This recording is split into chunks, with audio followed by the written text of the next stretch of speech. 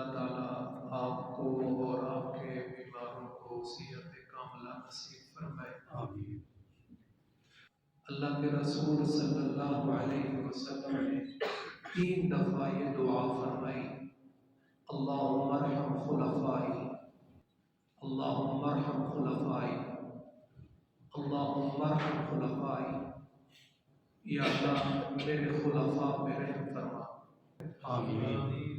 یا اللہ میرے خلفاء پہ رحم فرما، آمین۔ یا اللہ میرے خلفاء پہ رحم فرما، آمین۔ صحابہ نے پوچھا من خلفاؤک یا رسول اللہ، آپ کے خلفاء کون ہیں؟ آقا صلی اللہ علیہ وسلم نے فرمایا میرے خلفاء وہ ہیں جو میرے بعد آئیں گے، میری باتوں کو سنیں گے اور میری سنتوں کو اپنائیں گے۔ سبحان اللہ۔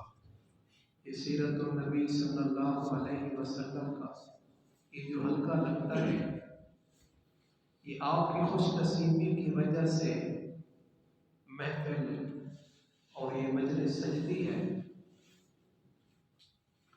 اور آج سیرت النبی صلی اللہ علیہ وسلم کا 13واں درس ہے۔ گزشتہ دروس میں حضور صلی اللہ علیہ وسلم کی ولادت مبارکہ کا تذکرہ ہوا، پھر حضور صلی اللہ علیہ وسلم کی رضاعت کا تذکرہ ہوا کہ آپ بنو سعد میں گئے، حلیمہ کے گھر میں رہے، پھر وہاں شق صدر کا واقعہ بھی پیش آیا، حلیمہ گھبرا کے آقا صلی اللہ علیہ وسلم کو واپس مکہ لے کے آئی اور اماں آمنہ کے حوالے کیا۔ پھر کچھ وقت کے بعد اماں آمنہ رضی اللہ تعالی عنہا اب اپنے بیٹے کو ساتھ لے کے مدینہ منورہ جو آقا صلی اللہ علیہ وسلم کا ننیال بنتا ہے اور اماں کا میکہ بنے گا، کچھ وقت وہاں گزارنے کے بعد پھر اماں آمنہ واپسی کا ارادہ کیا، مکے کی طرف سفر شروع کیا۔ اب واقع مقام پر آقا صلی اللہ علیہ وسلم بھی اس دنیا فانی سے رخصت ہو گئی۔ پھر حضور صلی اللہ علیہ وسلم اپنے دادا عبد المطلب کی کفالت میں آئے، 2 سال حضور صلی اللہ علیہ وسلم اپنے دادا عبد المطلب کی کفالت میں رہے، وہ بھی اس دنیا فانی سے رخصت ہو گئے۔ رخصت ہوتے وقت آپ کے دادا نے اپنے بیٹے ابو طالب کے حوالے کرتے ہوئے کہا کہ اب تو نے اس کی کفالت کرنی ہے۔ پھر حضور صلی اللہ علیہ وسلم ابو طالب کی کفالت میں آ گئے۔ پھر اسی بچپنا کے زمانے میں پھر ملک شام کا سفر کیا ابو طالب کے ساتھ۔ پھر واپسی پر حضور صلی اللہ علیہ وسلم مکہ آئے، وقت گزرتا رہا، آپ کی صداقت امانت کے چرچے گھر گھر میں ہوتے رہے۔ پھر آقا صلی اللہ علیہ وسلم کی طرف حضرت خدیجہ نے خود نکاح کا پیغام بھیجا، اور یہ حضور صلی اللہ علیہ وسلم کا پہلا نکاح ہے، اور حضرت خدیجہ رضی اللہ تعالی عنہا خوش نصیب عورت ہے جس نے آمنہ کے لال کو محمد بن عبداللہ کو محمد الرسول اللہ ہوتے اپنے آنکھوں سے دیکھا۔ امام بخاری رحمۃ اللہ علیہ نے آقا صلی اللہ علیہ وسلم کا یہ ارشاد نقل کیا، صحیح مسلم میں بھی ہے، دیگر کئی کتب احادیث میں ہے۔ آقا صلی اللہ علیہ وسلم نے فرمایا کامولا من الرجال کثیر، مردوں میں سے تو بہت آدمی کامل اور اکمل گزرے، ذہین فطین متین گزرے، ذہانت والے گزرے، ولم یکمل من النساء، اور عورتوں میں سے بہت کم عورتیں کامل گزری ہیں، ذہانت والی گزری ہیں، دانا گزری ہیں، ان میں سے آسیہ کا بھی تذکرہ آتا ہے، اس میں مریم کا بھی تذکرہ آتا ہے، اور ان میں حضرت خدیجہ کا بھی تذکرہ آتا ہے۔ امام بخاری نے یہ روایت بھی نقل کی ہے کہ حضرت عائشہ رضی اللہ تعالی عنہ کہا کرتی تھی ما غبت علی نساء النبی الا علی خدیجہ، مجھے کسی پہ رشک نہیں آتا سوا خدیجہ کے۔ کسی نے پوچھا اما جان خدیجہ تو آپ کی شادی سے پہلے انتقال کر گئے، ساتھ رہتے ہیں، اٹھک بیٹھک ہوتی ہے، تو پھر سوپنوں میں یہ چیز آ جاتی ہے، آ سکتی ہے، ہو سکتی ہے۔ خدیجہ رضی اللہ تعالی عنہ تو آپ سے پہلے اس دنیا سے انتقال کر گئی، اس کے ساتھ کیسے؟ اما عائشہ صدیقہ رضی اللہ تعالی عنہ کہتی ہے لکثرت ذکر رسول اللہ صلی اللہ علیہ وسلم، اس کے انتقال ہو جانے کے بعد بھی آقا صلی اللہ علیہ وسلم اس کا اکثر ذکر کیا کرتے تھے۔ ہاکذا قالت خدیجہ، ہاکذا قالت خدیجہ، ہاکذا قالت خدیجہ، خدیجہ ایسا کہا، خدیجہ نے ایسے کہا، خدیجہ نے ایسے کہا، ہاکذا قالت خدیجہ، ہاکذا قالت خدیجہ، خدیجہ ایسے کرتی تھی، خدیجہ ایسے کرتی تھی، خدیجہ ایسے کرتی تھی۔ تو اما عائشہ صدیقہ رضی اللہ تعالی عنہ کی یہ بات بھی آپ کے سامنے آ گئی، اور حضرت خدیجہ رضی اللہ تعالی عنہ محسنہ محمد الرسول اللہ ہے اور محسنہ اسلام ہے، اول من اسلمت، اور سب سے پہلے اسلام لانے والی ہے۔ اس میں سے اگرچہ علماء کا اختلاف ہے، اکثر علماء کی رائے یہ ہے کہ سب سے پہلے ایمان لانے والے صدیق اکبر ہے۔ اگر میں نے تھوڑا سا آپ کو گزشتہ دروس کا خلاصہ سنایا، اگر ان دروس کو مد نظر رکھ کے سوچا جائے اور آپ سوچیں تو حضرت خدیجہ رضی اللہ تعالی عنہ کا اسلام پہلے نظر آئے گا۔ لیکن جب اس بات پہ اتفاق ہے مردوں میں سے ابو بکر، عورتوں میں سے اما خدیجہ رضی اللہ تعالی عنہ، اور حضرت خدیجہ رضی اللہ تعالی عنہ کے بطن سے جو اولاد ہوئی، اسی اولاد کے ذریعے اللہ تبارک و تعالی نے میرے اور آپ کے نبی کی آل کو چلایا۔ یہ خوش نصیبی، کیونکہ آل کا چلنا، نبی کی آل میں ہونا، یہ بہت بڑے اعزاز کی بات ہے۔ نبی صلی اللہ علیہ وسلم نے فرمایا جس کے گھر میں محمد کی بیٹی جائے گی وہ بھی جنتی ہے، اور جس کی بیٹی میں محمد کے گھر میں آئے گی، میری اولاد آل،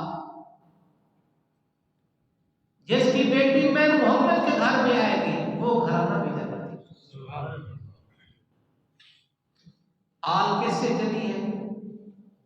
بعض لوگ اہل بیت کہتے ہیں، اہل بیت سے مراد ازواج مطہرات ہے قرآن کی روح سے، اور حدیث میں اہل بیت کا بھی تذکرہ آتا ہے، اس میں نبی صلی اللہ علیہ وسلم کی بیویاں بھی ہیں اور اس میں نبی صلی اللہ علیہ وسلم کی اولاد بھی ہے۔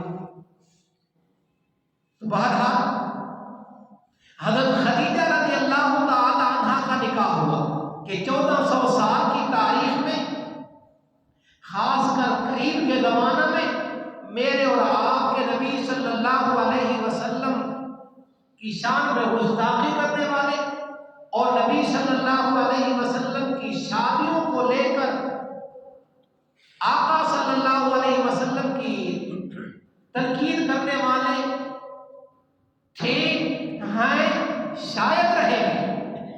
یہودیوں نے بھی شادیوں کو لے کر میرے آقا صلی اللہ علیہ وسلم کی گستاخی کی۔ عیسائیوں نے کہا کہ ہمارے عیسیٰ علیہ السلام نے شادی کی ہی نہیں ہے، اور ہندو نے ایک کتاب لکھی تھی،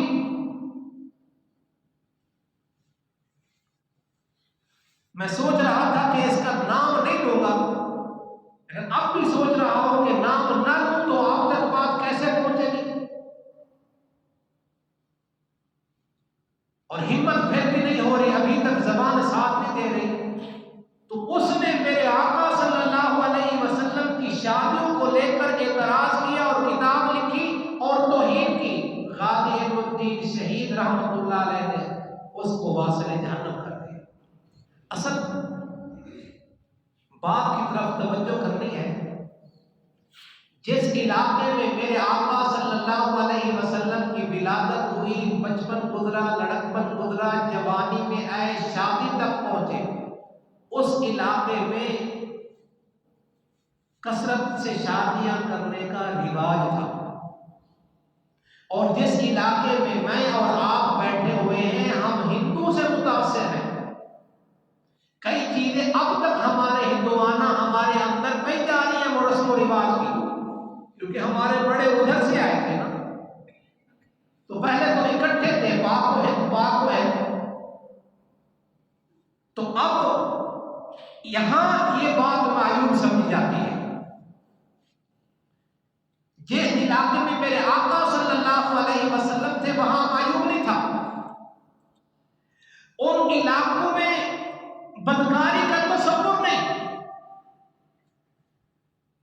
وہ عورت جو لونڈی نہیں، آزاد عورت ہے، آقا صلی اللہ علیہ وسلم بیعت کر رہے ہیں اور اس بیعت کا تذکرہ قرآن مجید میں موجود ہے۔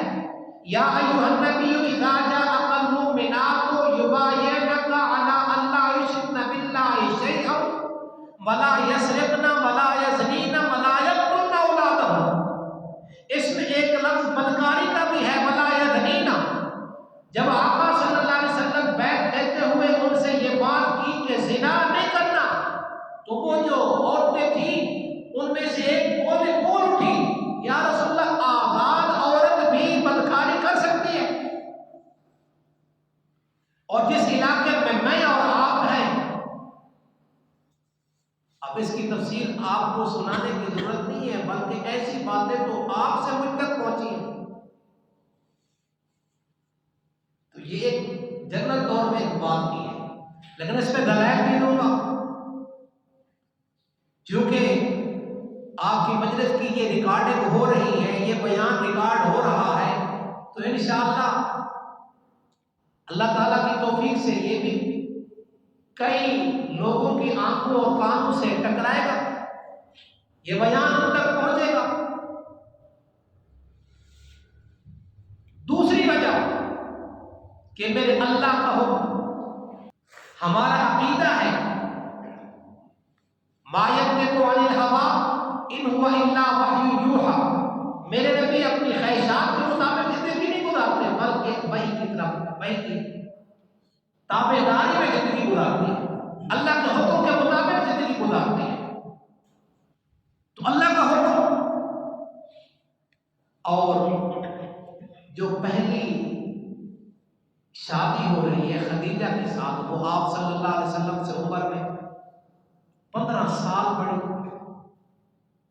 ذرا آپ سوچیں، آپ اپنے بچوں کے لیے اپنی بہو کس عمر کے لانا چاہتے ہیں؟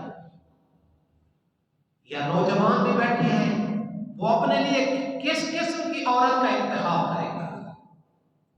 اللہ نے اپنے پیارے پیغمبر صلی اللہ علیہ وسلم کے لیے اس عورت کا انتخاب کیا جو عمر رسیدہ تھی، جہاں دیدہ تھی، اور میرے آقا صلی اللہ علیہ وسلم کو نبوت ملنی تھی، وحی کا نزول ہونا تھا، اور میرے آقا صلی اللہ علیہ وسلم کو تسلی دینے کے لیے کوئی ہونا چاہیے تھا، اور جو پرسنل لائف ہوتی ہے، جو رفیق حیات ہوتی ہے، وہ تسلی دے تو وہ بقیہ تسلیوں سے کئی گنا زیادہ بہتر ہے۔ اور جس کا میں اشارہ کر چکا ہوں، آقا صلی اللہ علیہ وسلم خدیجہ نے میرے ساتھ اس وقت ساتھ دیا، اس وقت خدیجہ نے میرا ساتھ دیا جب سارا عرب میرا مخالف تھا، اور خدیجہ مجھے تسلیاں دیتی تھی۔ وہ بھی انشاءاللہ آگے مستقل عنوان ہوگا اور مستقل گفتگو ہوگی۔ تو حضرت خدیجہ رضی اللہ تعالی عنہا نبی صلی اللہ علیہ وسلم کو تسلیاں دیتی تھی۔ ہمارے استاد محترم ایک دفعہ آقا کہ آقا صلی اللہ علیہ وسلم اما خدیجہ کی گود میں سر رکھا ہوا تھا. خدیجہ کی ذہانت دیکھیں تو آقا صلی اللہ علیہ وسلم ایسے سر رکھا ہوا تھا تو ایسے سامنے جو جگہ آتی تھی ایسے سر ایسے دیکھ رہے تھے تو فرمایا خدیجہ وہ آ گئے. جب فرشتے آتے تھے آپ صلی اللہ علیہ وسلم کو پہلی وحی نازل ہوئی اس میں بھی آپ گھبرا گئے. پھر فرشتے آتے رہے دور سے سلام آتے کیا کرتے تھے. تو ایک دن جو آقا صلی اللہ علیہ وسلم اما خدیجہ کی گود میں تھے اور فرشتے نظر آئے. فرمایا خدیجہ وہ ہے. خدیجہ دیکھے تو نہ نظر آئے. آقا صلی اللہ علیہ وسلم فرمایا وہ ہے جو چیز نبی کو نظر آتی ہے وہ امتی کو تو نظر نہیں آئے گی. اما خدیجہ کو جب آقا صلی اللہ علیہ وسلم نے دوسری دفعہ تیسری دفعہ فرمایا تو اما جان نے دوپٹہ اتارا. گھر میں تھی آقا صلی اللہ علیہ وسلم تھے شوہر تھے سرتاج تھے دو جہاں کے سردار تھے. تو آقا صلی اللہ علیہ وسلم کی یہ زوجہ محترمہ کیسے تسلی کا انتظام کر رہی ہے. دوپٹہ اتارا زلفیں کھولی اور آقا صلی اللہ علیہ وسلم کے چہرے پہ ڈال دی. اور آقا صلی اللہ علیہ وسلم نے جب چہرے پہ ڈالی تو فرمایا میرے سردار اب نظر آ رہے ہیں. کہا نہیں خدیجہ. کہنے لگی مبارک ہو یہ اللہ کی کوئی نورانی مخلوق ہے جو عورت کے کھلے بال دے کے شرما کے چلے گئے. اور ویسے بھی تو یہ ہمارے ہاں بات مشہور ہے. ہمارے ہاں ایک محاورہ مشہور ہے ہر کامیاب مرد کے پیچھے عورت کا ہاتھ ہے.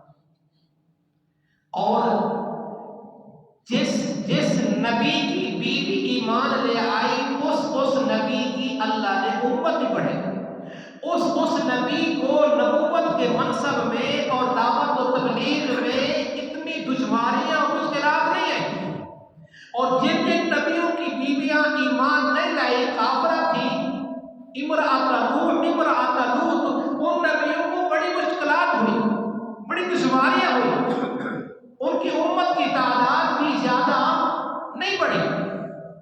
ایک وجہ اور ایک وجہ یہ بھی ہے کہ آقا صلی اللہ علیہ وسلم کی زیادہ شادیوں میں اللہ کی حکمت کار فرما تھی. ان حکمتوں میں سے ایک حکمت جن کے ساتھ میرے آقا صلی اللہ علیہ وسلم کی شادیاں ہوئی ان کے والدین ننیال ددیال تک ازواج مطہرات کے ننیال اور ددیال تک اگر وہ ایمان نہیں لائے لیکن پھر بھی بغیر ایمان کے بھی رشتے دار ہونے کے بنا پر انہوں نے نبی صلی اللہ علیہ وسلم کی سپورٹ کی اور کمر کو مضبوط فرمایا. اور کئی شادی ایسی بھی ہوئی ہیں. آپ کی شادی میں سے ایک شادی ایسی بھی ہوئی کہ جو زمانے جاہلیت کی رسم کو توڑا جو صدیوں سے چلی آ رہی تھی. سورۃ احزاب میں اس کا تفصیل کے ساتھ تذکرہ ہے. اس کا بھی تھوڑا سا پس منظر آپ کے سامنے آئے گا تو یہ بھی شاید ہماری زندگیوں میں اس قسم کے واقعات گزرے ہوں یا آئندہ آئے تو ہمیں پہلے سے اس کا پتہ ہو. حضرت خدیجہ کے ساتھ جب شادی ہوئی تو حضرت خدیجہ نے ایک غلام خریدا تھا وکاس کی منڈی سے. اس کا نام تھا زید بن حارث. جب شادی ہو گئی تو یہ غلام زید آقا صلی اللہ علیہ وسلم کو ہبہ کر دیا. آقا صلی اللہ علیہ وسلم کی خدمت کے لیے آقا صلی اللہ علیہ وسلم کو پیش کر دیا. آقا صلی اللہ علیہ وسلم نے اسے آزاد کر کے اپنا بیٹا بنا لیا. مکہ میں اس کے چرچے ہونے لگے زید بن محمد زید بن محمد زید بن محمد. اللہ تبارک و تعالی نے اس کا بھی تذکرہ کیا سورۃ احزاب کی آیت نمبر 5 میں ادعوهم لآبائهم هو اقسط عند الله فإن لم تعلموا آباءهم فإخوانكم في الدين ومواليكم. اس کے اندر تذکرہ کیا. میں آگے چلنا چاہتا ہوں. پھر یہ آقا صلی اللہ علیہ وسلم کے پاس رہے. چلتے چلتے ان کے والدین کو خبر ملی کہ آپ کا بیٹا مکہ میں ہے. ایک قریشی ہاشمی خاندان کے ایک حسین و جمیل آدمی کے پاس ہے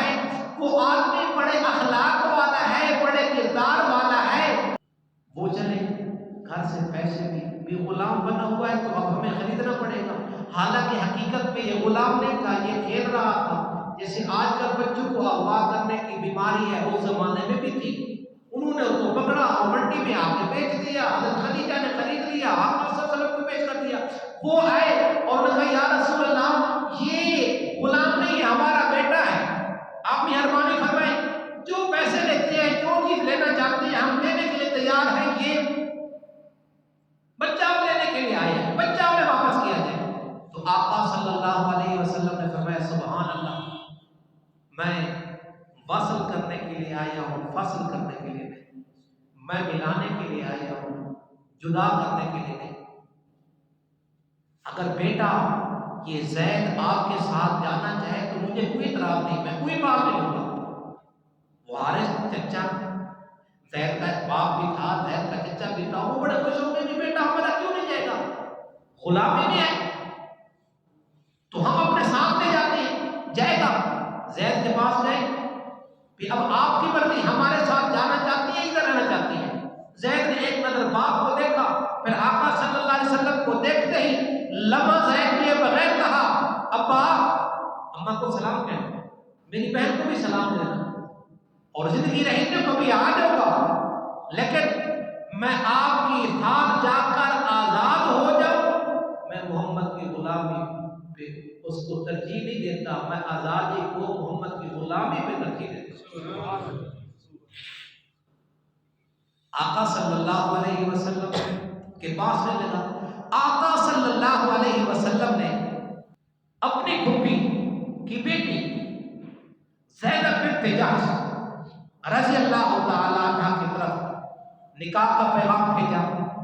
اس کا تذکرہ بھی سورۃ احزاب کی آیت نمبر 36 میں ہے۔ جب نکاح کا پیغام بھیجا تو انہوں نے کہا بہرحال وہ نبی صلی اللہ علیہ وسلم کی پھوپھی، خاندان میں تھے، مالدار، اور بہرحال اس کی طرف نسبت تو ہو چکی تھی غلام کی، اور خاندان کی بھی کوئی زیادہ معلومات نہ تھی، تو زینب نے بھی اور ان کے بھائی نے بھی انکار کر دیا۔ اللہ نے قرآن میں ذکر کیا، سورۃ احزاب کی آیت نمبر 36 میں فرمایا وَمَا كَانَ لِمُؤْمِنٍ وَلَا مُؤْمِنَةٍ إِذَا قَضَى اللَّهُ وَرَسُولُهُ أَمْرًا أَن يَكُونَ لَهُمُ الْخِيَرَةُ مِنْ أَمْرِهِمْ وَمَن يَعْصِ اللَّهَ وَرَسُولَهُ فَقَدْ ضَلَّ ضَلَالًا مُبِينًا۔ نہیں ہے کسی مومن مرد کے لیے نہ کسی مومن عورت کے لیے، اِذَا قَضَى اللَّهُ وَرَسُولُهُ أَمْرًا أَن يَكُونَ لَهُمُ الْخِيَرَةُ مِنْ أَمْرِهِمْ، جب اللہ فیصلہ کرتے، اس کا رسول فیصلہ کرتے تو کوئی اختیار باقی نہیں رہے گا، پھر اس فیصلے کے مطابق عمل کرنا پڑے گا، اس فیصلے کو ماننا پڑے گا۔ وَمَن يَعْصِ اللَّهَ وَرَسُولَهُ، جس نے اللہ اس کے رسول کی نافرمانی کی، فَقَدْ ضَلَّ ضَلَالًا مُبِينًا، وہ دور کی گمراہی میں جا پڑا۔ جب یہ آیت سنی تو تھے تو دونوں ایمان والے، دونوں ایمان والے تھے، زینب بھی ایمان والی تھی، ان کے بھائی بھی۔ انہوں نے کہا یا رسول اللہ جو ہو، فرمایا نکاح ہو گیا، کچھ وقت گزرا لیکن نباہ نہ ہوا، یہ گاڑی آگے نہ چلی، یہ ازدواجی گاڑی، یہ نسبت، یہ تعلق آگے نہ چلا۔ کچھ علماء نے یہ بھی لکھا ہے کہ حضرت زینب رضی اللہ تعالی عنہ تیز مزاج کی تھی اور حضرت زید رضی اللہ دھیمے مزاج کے تھے، لیکن یہ تو گاڑی چل جاتی ہے، لیکن بعد میں یہ بھی لکھا ہے لیکن زینب رضی اللہ تعالی عنہ سے گرم مزاج نہ تھی، پروگرام اصل میں کچھ اور تھا، اور جو میرا موضوع ہے وہ پروگرام تھا، اور اس کا قرآن مجید نے تذکرہ کیا کہ آقا صلی اللہ علیہ وسلم کے پاس جس وقت زید رضی اللہ تعالی عنہ حاضر خدمت ہوئے، اور یہ خوش نصیب صحابہ میں سے ہے، 1.25 لاکھ کم و بیش صحابہ میں سے صرف زید کا نام قرآن مجید میں ہے۔ فَلَمَّا قَضَىٰ زَيْدٌ مِّنْهَا وَطَرًا زَوَّجْنَاكَهَا، یہ اس کا نام آتا ہے، اور جب یہ آیا اور آ کر کہنے لگا کہ یا رسول اللہ نباہ نہیں ہوتا میں طلاق دے جاتا ہوں، تو اللہ نے قرآن مجید میں تذکرہ کیا، اس کا یوں تذکرہ کیا وَإِذْ تَقُولُ لِلَّذِي أَنْعَمَ اللَّهُ عَلَيْهِ، اور جب آپ اس شخص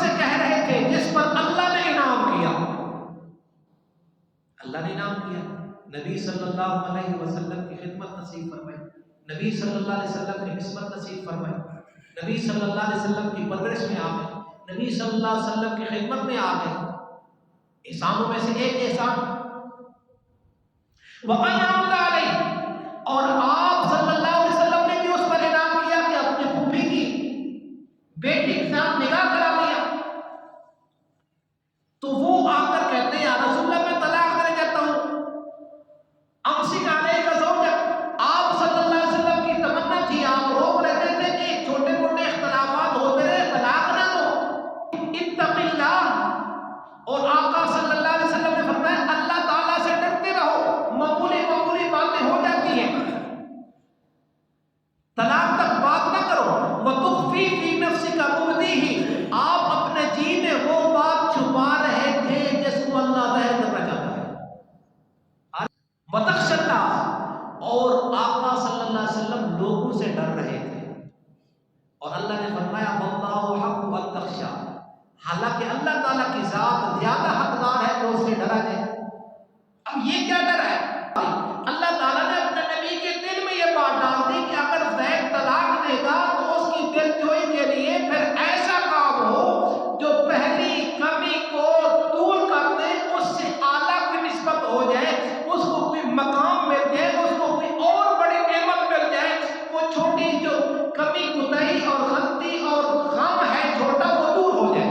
اس کا تو حل یہ تھا کہ آقا صلی اللہ علیہ وسلم خود اس کے ساتھ شادی کریں، لیکن مکہ میں دستور یہ تھا کہ وہ بولے بیٹے کی بیوی بھی حقیقی بیٹے کی مانند تھی۔ اللہ نے اس کا بھی تذکرہ کیا، فرمایا نہیں حقیقی بیٹا ہے، حقیقی بیٹے کی بہو، چاہے حقیقی بیٹا فوت ہو جائے تو اس کی بہو بیٹی ہے، چاہے حقیقی بیٹا بیوی کو طلاق دے دے پھر بھی سسر کے لیے وہ بیٹی ہے۔ اگر شرعی پردے کا رواج ہے تو یہ بہو جو ہے اس کا بیٹا فوت ہو گیا یا طلاق دے دی، اس نے دوسری جگہ شادی کر لی، لیکن تب بھی اس کی بیٹی ہے، تب بھی اسے پردہ نہیں کرے گی۔ یہ شریعہ کو تو حقیقی بیٹا اور منہ بولا بیٹا اس طرح نہیں ہوتا۔ تو چنانچہ آقا صلی اللہ علیہ وسلم قصہ مختصر، جب اس نے طلاق دے دی، عدت کا وقت گزر گیا، آقا صلی اللہ علیہ وسلم نے اس کی طرف نکاح کا پیغام بھیجا، زینب رضی اللہ تعالیٰ عنہ کی طرف۔ زینب رضی اللہ تعالیٰ عنہ صلات کی بھی پابند زیادہ تھی اور کثرت سے اعمال صالحہ میں ساری ازواج تھی، ان کی کچھ نسلیں زیادہ بھی آتی ہیں۔ حضرت زینب کو جب یہ پیغام ملا تو حضرت زینب نے کہا یہ تو خوش نصیبی کی بات ہے، آقا صلی اللہ علیہ وسلم کے حرم میں آنا، آپ کی زوجہ بننا، یہ بڑے اعزاز کی بات ہے۔ استخیر ربی، میں اپنے رب سے مشورہ کروں، میں استخارہ کروں۔ اس نے واپسی یہ پیغام دیا، اور آقا صلی اللہ علیہ وسلم کو جب یہ پیغام ملا تو آقا صلی اللہ علیہ وسلم اس کے گھر چلے گئے۔ اما زینب کہتی ہے ما لبث الا قلیلا، تھوڑا ہی وقت گزرا تھا کہ آقا صلی اللہ علیہ وسلم میرے گھر میں داخل ہو گئے، بغیر اذن کے، بغیر اجازت کے میرے پاس کھڑے ہو گئے۔ میں حیران ہوئی اور میں کہنے لگی کہ یہ کیسے ہو سکتا ہے کہ آپ صلی اللہ علیہ وسلم بغیر اذن کے آگے آ گئے، آپ طرف تشریف لے آئے، بغیر اجازت کے تشریف لے آئے۔ تو آپ نے فرمایا زینب کس اذن کی بات کرتی ہو، کس اجازت کی بات کرتی ہو، اللہ نے تیرا میرا نکاح آسمان میں نکاح کر دیا ہے۔ تو اس لیے زینب رضی اللہ تعالی عنہ کہا کرتی تھی حلقہ ازواج میں، کسی کا نکاح کسی کے بابا نے پڑھایا، کسی کی نکاح کی بات اس کے چاچا ماموں نے کی، صدیق اکبر نے کی، کسی کی نکاح کی بات حضرت عمر نے کی، اوروں نے کی، لیکن میں ان خوش نصیبوں میں سے ہوں اور مجھے یہ اللہ نے اعزاز بخشا کہ میرا نکاح عرشوں پہ ہوا۔ سبحان اللہ۔ اب زینب کے ساتھ نکاح اور شادی کی وجہ کیا سامنے ہے کہ ایک جہالت کی رسم کو توڑا۔ آپ آج تھوڑے تھکے بیٹھے ہیں میرے خیال میں، لیکن میں تو ایک بہت ضروری میسج آپ تک پہنچانا چاہتا ہوں. ایک وجہ ایک اور ایک اور اصول بھی یاد رکھ لیں. جو کام نبوت کے منصب کے خلاف نہیں تھا اللہ نے وہ نبی سے کرایا اور اس کو قانون بنا دیا. اور جو کام نبوت کے منصب کے خلاف تھا وہ صحابہ سے کرایا اور دین کی تکمیل فرمائی. آپ صلی اللہ علیہ وسلم سے نمازیں قضا ہوئی. آپ نماز میں بھولے 2 رکعت پڑھا کے سلام پھیر کے 4 رکعت والی نماز 2 رکعت پڑھا کے سلام پھیر کے آقا صلی اللہ علیہ وسلم مسجد سے باہر نکل گئے. یہ کام نبوت کے منصب کے خلاف ہے؟ نہیں. انسان بشر ہے تو یہ بھول ہو سکتی ہے. اور جو کام نبوت کے منصب کے خلاف تھا وہ نہیں. اب یہ والی رسم اللہ نے اپنے نبی سے توڑائی اور اتنی مضبوطی کے ساتھ کہ قرآن مجید میرے آقا صلی اللہ علیہ وسلم کے چاروں طرف آ کے میرے آقا صلی اللہ علیہ وسلم کی حفاظت کرنے لگا. جب انہیں باتیں بنانا شروع کی تو قرآن مجید نے آ کر ڈھال دی, قرآن مجید نے آ کر حفاظت کی. حضرت صفیہ رضی اللہ تعالیٰ خیبر کے بہت بڑے سردار کی بیٹی ہے اور بہت بڑے سردار کی بیوی ہے. خیبر فتح ہوا تو وہاں کی مال بھی آ گیا, مال غنیمت بن گیا, لوٹیاں بھی آ گئی, عورتیں بھی لوٹیاں بن گئی. تو حضرت صفیہ رضی اللہ تعالی عنہا دہیا صحابی کے حصے میں آ گئی. بہت بڑے سردار کی بیٹی ہے تو صحابہ ہے اور کہنے لگے یا رسول اللہ فتح تو ہو گئی تو اگر اس کو آپ اپنے پاس رکھ لیتے تو تعلیم میں قلب ہو جاتا, شاید اس کے خاندان والوں میں سے کوئی ایمان لے آتا. سردار کی بیٹی ہے, شان والی ہے, اس کو اپنے پاس رکھیں. آقا صلی اللہ علیہ وسلم نے فرمایا اب تو وہ تقسیم ہو گئی ہے, دہیا کے حصے میں چلی گئی ہے, اب میں تو اس کو کچھ نہیں کہتا. یعنی آقا صلی اللہ علیہ وسلم نے اس بات کو پسند فرمایا تو میں تو کچھ نہیں کہتا. جب اس تک اطلاع پہنچی دہیا کے رضی اللہ تعالی عنہ تک پیغام پہنچا تو انہوں نے کہا یہ تو جاریہ ہے, یہ تو لوٹی بن گئی ہے. پہلے کہنے لگے واللہ مجھے اللہ کی قسم میں نے ابھی تک اس کو دیکھا ہی نہیں ہے, یہ تو ایک جاریہ کی بات ہے. اگر اللہ کے رسول صلی اللہ علیہ وسلم میری جان مانگے, میرا مال مانگے تو میری جان مال نبی صلی اللہ علیہ وسلم پہ قربان. تو کیا نتیجہ نکلا؟ وہ نبی صلی اللہ علیہ وسلم کے پاس آئے, آپ صلی اللہ علیہ وسلم نے اس سے شادی فرما دی. اور کچھ دن گزرے تو آقا صلی اللہ علیہ وسلم نے دیکھا صفیہ کے چہرے پر نشان ہے. کہا صفیہ یہ نشان کیسے؟ یا رسول اللہ نہ پوچھے. فرمایا پوچھ لیے, اب پوچھ لیے تو بتا دو. کہ یا رسول اللہ میں نے ایک رات خواب دیکھا ہے کہ میں لیٹی ہوئی ہوں, اوپر چادر لی ہوئی ہے, کمبل لیا ہوا ہے, اوپر لیٹی ہوئی ہوں, تو میرے لحاف میں چاند اترتا ہے اور میرے لحاف میں آ جاتا ہے اور میرے ساتھ لیٹ جاتا ہے. یوں کہیں گے میری رضائی میں آ گیا. میں نے جب اس کا تذکرہ اپنے خامد جو یہودی تھا اس کے سامنے کیا تو اس نے کیا کہا؟ وہ یہودی تھا, آسمانی کتابوں کا نالج رکھنے والا تھا. اس نے کیا کہا؟ اس نے کہا تریدین زوجتی بمحمد, تو نبی صلی اللہ علیہ وسلم کے بیوی ہونے کے خواب دیکھ رہی ہے. وہ تو ہمارے نبی کو نبی نہیں مانتا تھا. اس نے کہا تو محمد کی بیوی بننے کے خواب دیکھ رہی ہے کہ اگر چاند سے کسی انداز میں تشبیہ کی جا سکتی ہے تو محمد رسول اللہ سے کی جا سکتی ہے. ویسے کسی نے ایک بات اور بھی کہی ہے, چاند سے تشبیہ دینا یہ بھی کوئی انصاف ہے. چاند کے چہرے پہ چھائیاں, میرے محمد کا چہرہ صاف ہے. لیکن چونکہ یہودیوں کے حق میں تجزیہ تھا, انہوں نے اس بات کو یہی اسی طرح کیا اور حقیقت بھی اسی طرح تھی. تو آج وہ صفیہ نبی صلی اللہ علیہ وسلم کے حرم میں آ گئے. یہ آپ صلی اللہ علیہ وسلم کی صفیہ بیوی کا بھی تذکرہ آپ کے سامنے آ گیا۔ حضرت جویریہ رضی اللہ تعالی عنہا، یہ بھی آپ صلی اللہ علیہ وسلم کی ازواج میں سے ہے۔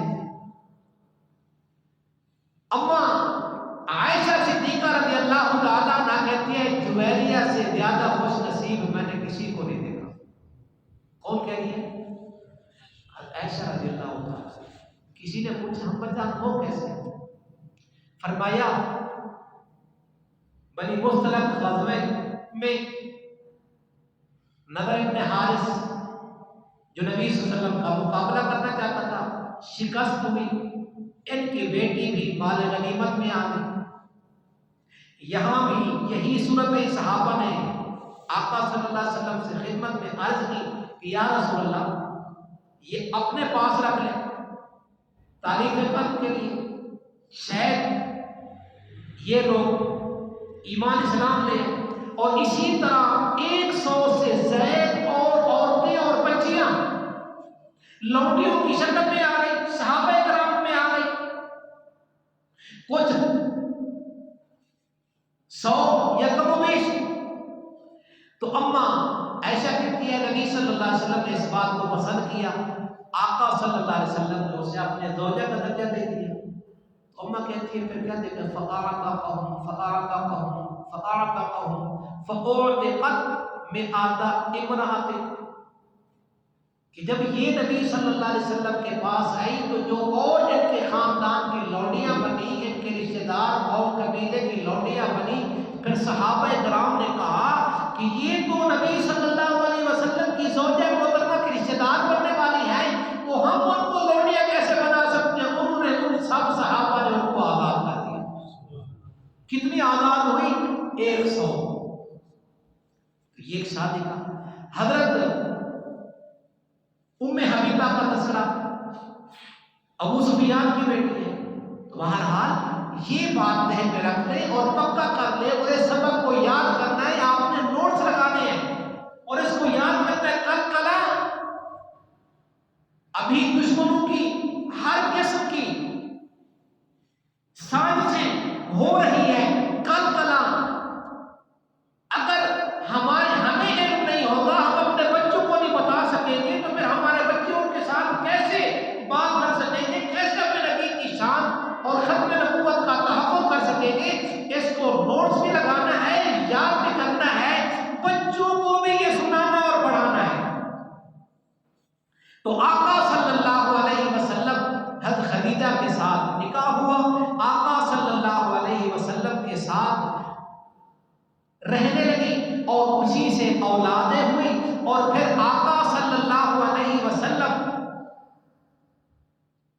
35 سال کے قریب ہونے والے تھے، اور 35 سال کی عمر میں خانہ کعبہ کی تعمیر کا معاملہ ہے۔ پھر بقیہ 35 سے 40 سال تک یہ سال ہے، اس میں آقا صلی اللہ علیہ وسلم خلوت والی زندگی گزاری۔ تو اما خدیجہ جب آقا صلی اللہ علیہ وسلم غار حرا میں ہوتے تو اما خدیجہ وہاں جا کر کھانے پینے کی اشیاء پہنچاتی اور کپڑے وغیرہ بھی لے آتی۔ آقا صلی اللہ علیہ وسلم کا دن ہوتا تو آپ کچھ دنوں کے بعد آقا صلی اللہ علیہ وسلم خود بھی تشریف لایا کرتے تھے۔ تو انشاءاللہ زندگی رہی تو پھر اگلے درس میں خانہ کعبہ کی تعمیر یہ کیسے ہوئی اور کتنی بار ہوئی، اور اس وقت جو آقا صلی اللہ علیہ وسلم کی جس وقت عمر 35 سال تھی، آقا صلی اللہ علیہ وسلم کی عمر جب 35 سال تھی، اس وقت خانہ کعبہ کی تعمیر ہوئی، تو مشرکین نے اس کے لیے کیا ترتیب رکھی اور کیسے تعمیر ہوئی، انشاءاللہ زندگی باقی تو میں اگلے درس میں اس کا تذکرہ ہوگا۔ اللہ تبارک و تعالی آپ کے بیٹھنے کو قبول فرمائے، اللہ تبارک و تعالی ہمارے ملک اور ملک والوں پہ رحم فرمائے، ہمارے ملک والے جو بیرون ہیں اللہ تعالیٰ ان پر بھی اپنا خصوصی رحم کرم فضل فرمائے۔